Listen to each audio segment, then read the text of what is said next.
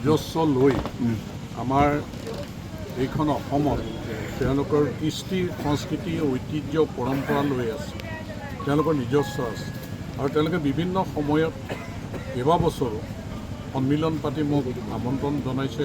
সমষ্টিৰ বাহিৰতো মই গৈছোঁ, অংশগ্ৰহণ কৰি মই নিজে সঁচাকৈ আনন্দিত। তেওঁলোকৰ একতা আৰু তেওঁলোকে যিটো দেশপ্ৰেম জাতিপ্ৰেম বা এইখন অসমৰ প্ৰতি তেওঁলোকে যি এক আন্তৰিকতাৰে কাম কাজ কৰি আছে, গতিকে তেওঁলোকৰ প্ৰতি আমাৰ সকলোৰে আন্তৰিকতা আছে।